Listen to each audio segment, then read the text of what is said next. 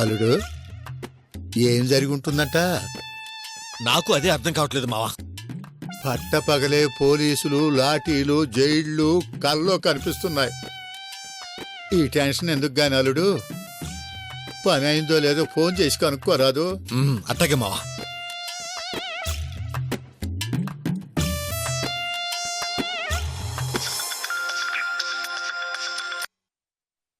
చెప్పమావయ్యా. Hello అల్లుడు, ఏంటి పరిస్థితి? పని అవ్వలేదు. అవలేదా? అడిగింది పంపించాంగా. ఇచ్చా ఫోటోలు తీసుకోలేదా? లేదు, మధ్యలో పోలీసులు వచ్చారు. పోలీసులా? ఎందుకు?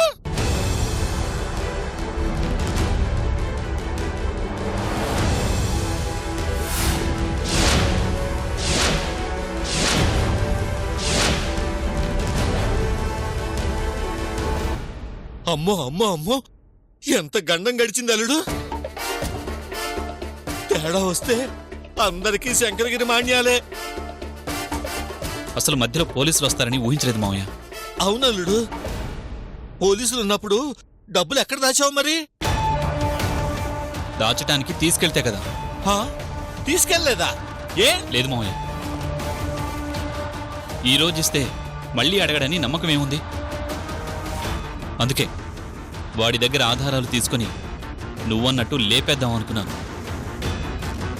అందుకే డబ్బులు తీసుకెళ్ళలేదు. అల్లుడు, డబ్బుల గురించి ఆలోచించుకో, పోతే పోనీ. ఆ ఫోటోలు మాత్రం ఏసీపీ చేతికి పోకుండా చూడు. పొయ్యాయా మనం అయిపోయామే.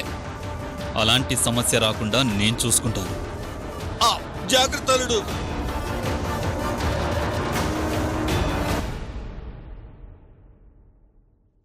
ఏందంట అల్లుడు? ఏమీ లేదు మావా, పని కాలేదంట. పని కాలేదు అంటే మన పని అయిపోద్ది అల్లుడు. నువ్వు మావా, నువ్వు టెన్షన్ పడి నన్ను టెన్షన్ పెట్టబాక. కోడలు ఏమనలేను అత్త, కొడుకును బాధిందంట. నువ్వేంద్ర అయ్యా?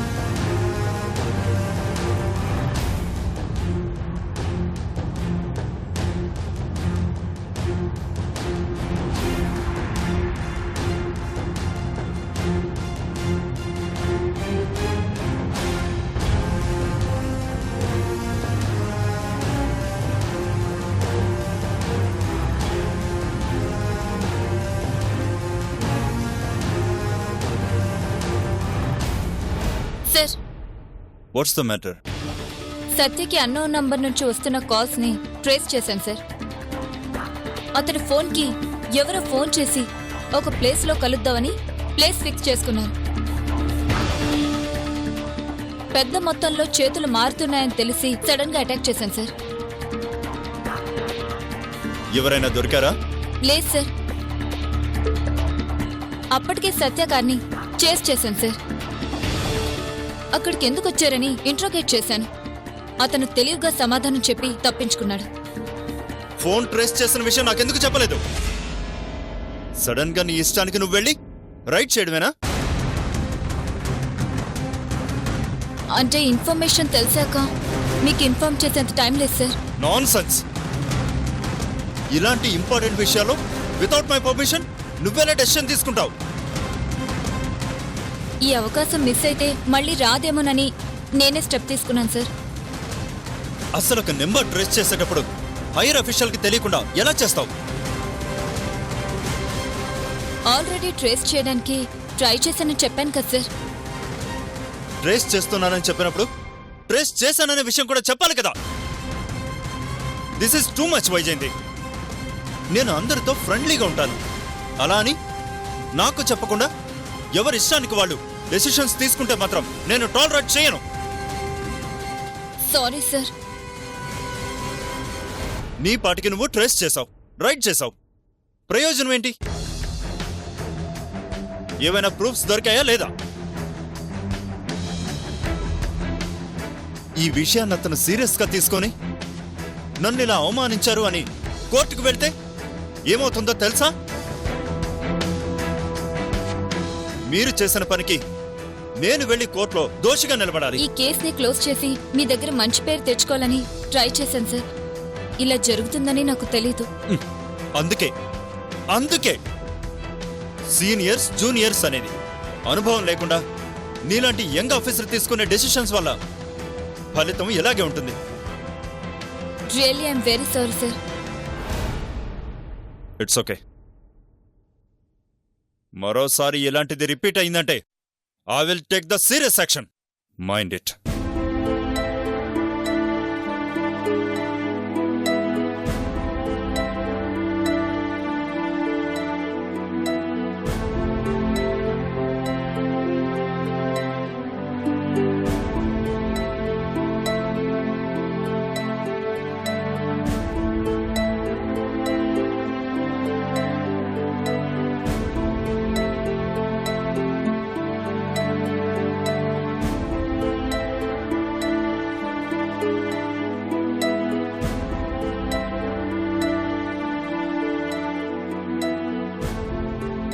ఏమైంది మేడం? వెళ్ళేటప్పుడు అంత హుషారుగా వెళ్ళారు, ఇలా డల్ అయిపోయారేంటి? సార్ పర్మిషన్ లేకుండా ఎందుకు ఫోన్ ట్రాప్ చేశారు, ఎందుకు వెళ్ళి రైట్ చేశారని సీరియస్ అయ్యారు. మంచి పని చేశాను కదా అని సార్ అప్రిషియేట్ చేస్తారనుకుంటే సార్ ఏంటి అలా మాట్లాడుతున్నారు? మేడం, పై వాళ్ళు ఏం చెప్తే అది చేయడం మనకు మంచిది. వాళ్ళ కోపం వచ్చిందంటే మనకే నష్టం. అనుమానం వచ్చింది, ఫోన్ ట్రాప్ చేశాను. అందులో క్లియర్గా వాళ్ళిద్దరూ ఆ ప్లేస్లో కలవబోతున్నారు, పెద్ద మొత్తంలో చేతులు మారబోతున్నాయని తెలియగానే రైట్ చేశాను. కానీ మనకేం దొరకలేదు కదా మేడం. సాక్ష్యాలు దొరకలేదు కాబట్టి మనము ఏం మాట్లాడలేము. సార్ ఇప్పటి వరకు ప్రతి విషయంలో నన్ను బాగా ఎంకరేజ్ చేసేవారు. అందుకే డేర్ చేసి ఈ విషయంలో ఓన్ డెసిషన్ తీసుకున్నాను. బట్ సార్ ఈ విధంగా సీరియస్ అవుతారని నేను ఎక్స్పెక్ట్ చేయలేదు. ఎందుకు మేడం మనకి తలనొప్పి? పై వాళ్ళు చెప్పింది చేస్తే సరిపోతుంది. మన సొంతంగా నిర్ణయాలు తీసుకుంటే ఇలాగే బాధపడాల్సి వస్తుంది. నిజమే. మళ్ళీ ఆయన ముందు ఇలా దోషిలా నిలబడకూడదంటే ఆయన చెప్పినట్టు చేస్తే సరిపోతుంది. పదండి. Yes madam.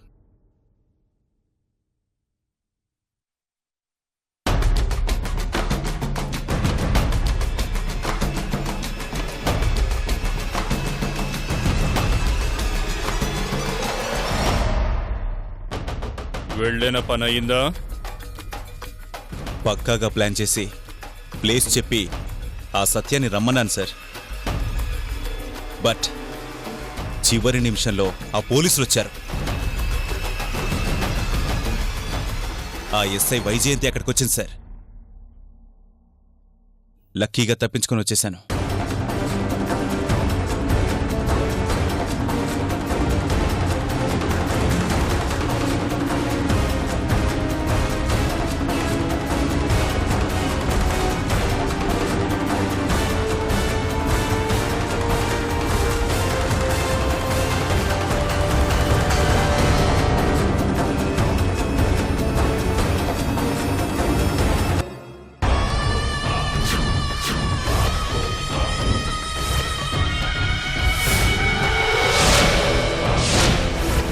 You fool!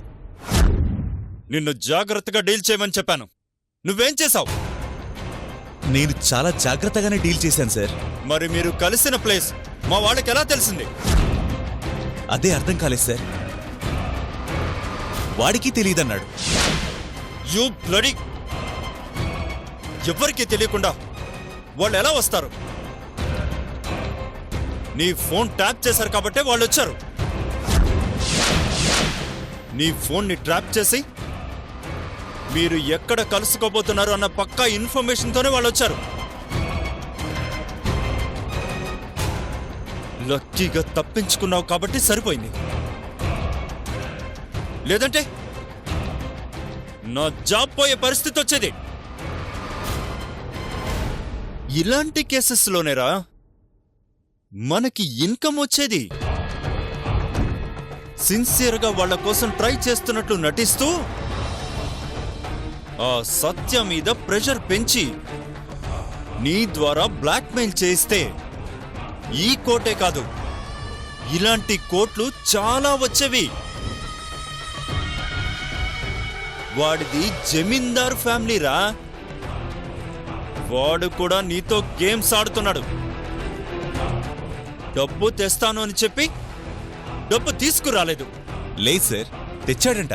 అది అబద్ధం. నిజంగా వాడు డబ్బే తెచ్చుంటే మా పోలీసుల కళ్ళు కప్పి దాచగలిగేవాడు కాదు. ఇలాంటి డీల్స్ చేయడానికి ఉపయోగపడతావని నిన్ను పెట్టుకుంది. నీ వల్ల నాకు ఉపయోగం ఉండాలి కానీ నాకు నేనే ఉపయోగపడిన పరిస్థితి రాకూడదు. Sorry sir. లుక్, ఈసారన్నా జాగ్రత్తగా ప్లాన్ చేయి. ఆ సత్యకిచ్చే డోస్ పెంచి డబ్బు తీసుకొచ్చేలా చేయి. రేయ్, ఈసారి మిస్ అయ్యావా అనంతగిరి హిల్స్ లో అనాథ శవం దొరుకుద్ది. అది నీదే. ఓకే, ఇప్పుడు నువ్వేం చెయ్యాలో నేను చెబుతాను. నేరుగా వాడి దగ్గరికి వెళ్ళు, మాట్లాడు, ఏదో ఒక గిమిక్స్ చేయి.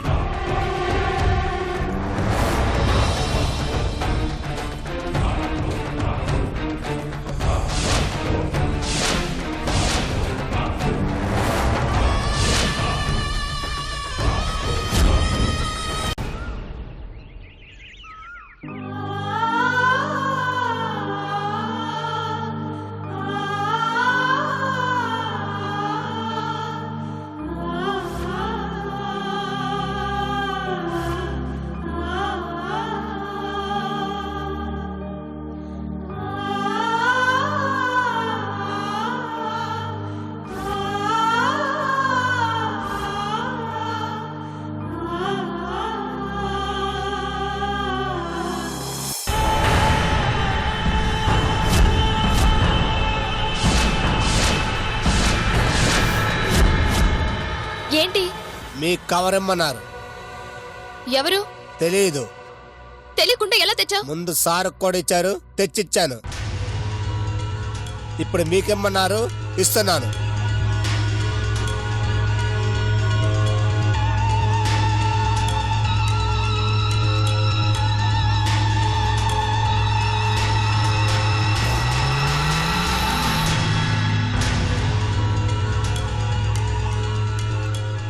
ఇంకేంటి?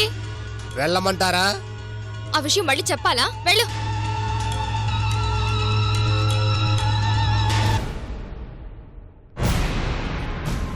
ఏంటిది?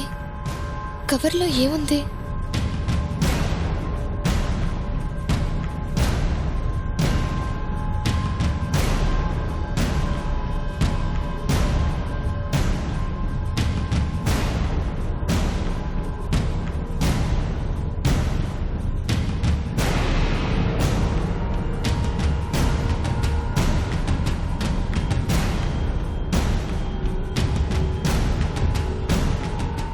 ఏంటిది?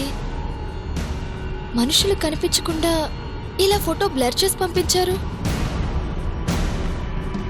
అన్నయ్య, అన్నయ్య,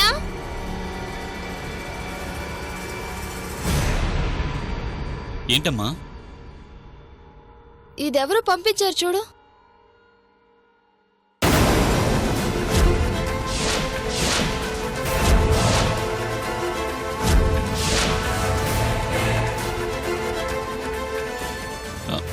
నువ్వు చూసావా? చూశానన్నయ్య, కానీ ఈ ఫొటోస్ క్లియర్గా లేవు. ఇలా ఎవరు ఎందుకు పంపించారో అర్థం కావడం లేదన్నయ్య.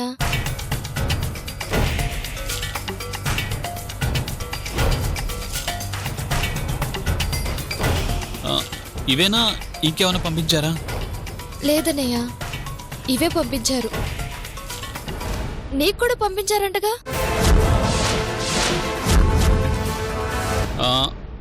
పంపించారమ్మా. ఎవరన్నయ్యా పంపించింది? ఎవరో నాకు తెలీదమ్మా.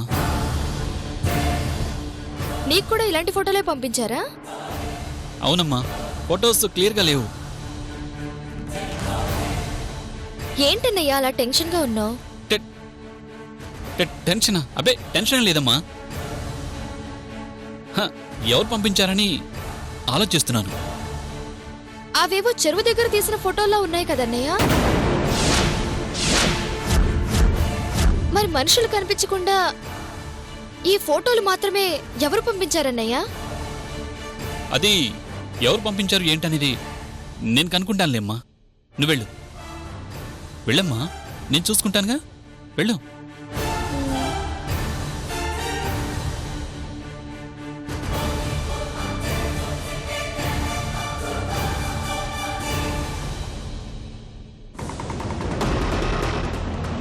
మళ్ళీ పంపించాడా? నందినికి ఎందుకు పంపించాడు? ఛ!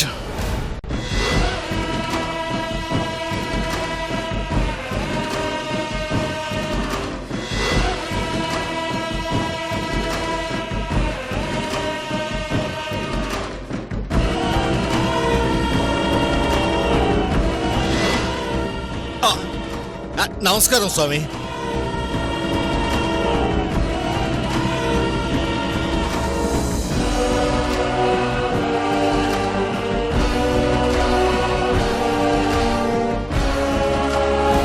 అనాకి అరశెవరి బంగారం అని ఆశపడితే చిల్లుబడింది చల్లదని పొమ్మన్నాడంట.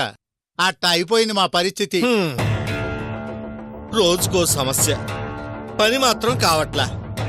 అది సాల్దో అని ఇప్పుడు ₹1,00,00,000 బొక్క. ఉన్నది పోయా, ఉంచుకున్నది పోయా అన్నట్టయింది మా పరిస్థితి.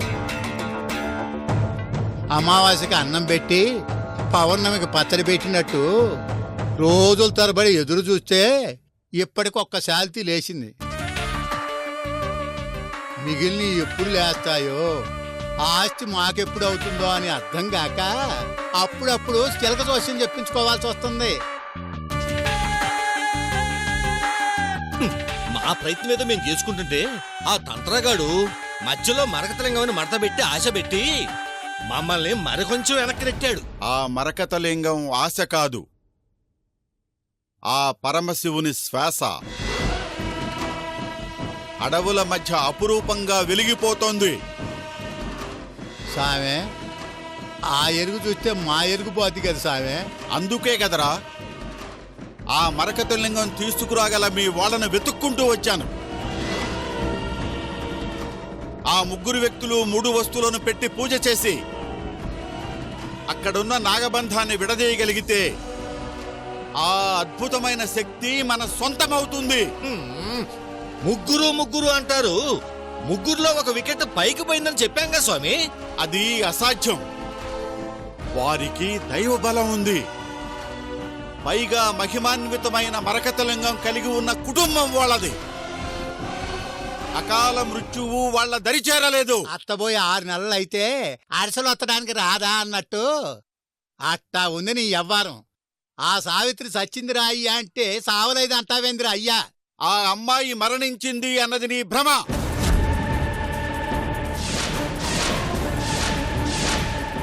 దైవబలం పుష్కలంగా ఉన్న కుటుంబం వాళ్ళది.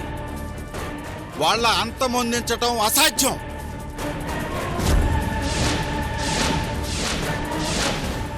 మరి అలా అనుకుంటే మా అక్క బావల్ది ఆ వంశమే కదా, వాళ్ళకి ఉంటుంది కదా దైవబలం. నా చేతులతో నేనే వాళ్ళని చంపా. అది సంభవం అయినప్పుడు ఇది అసంభవం ఎలా అవుతుంది? దైవ సంబంధమైన శ్వేతనాగులను చంపిన నాగదోష ప్రభావమే వాళ్ళ అకాల మరణానికి కారణం. భూపతి స్వయంగా చేసిన తప్పుకి నీ ద్వారా శిక్ష అనుభవించాడు. సామె, అయితే ఇప్పుడు ఆ సావిత్రి సావలేదంట? చావదు.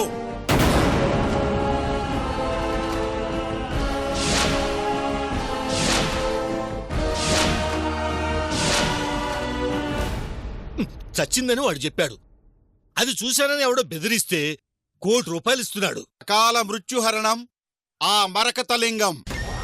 చనిపోయిందని మీరనుకుంటున్న సావిత్రి ఎక్కడో ఒక చోట క్షేమంగా బ్రతికే ఉంటుంది. అది తథ్యం. అల్లుడు, చందమామ కథల్లాగా విట్లాచారి సినిమాలో లాగా చచ్చిందంటే చావదంటాడేంది? బ్రతికుంటే మరి సావిత్రి ఎక్కడుంది, ఎలా ఉంది?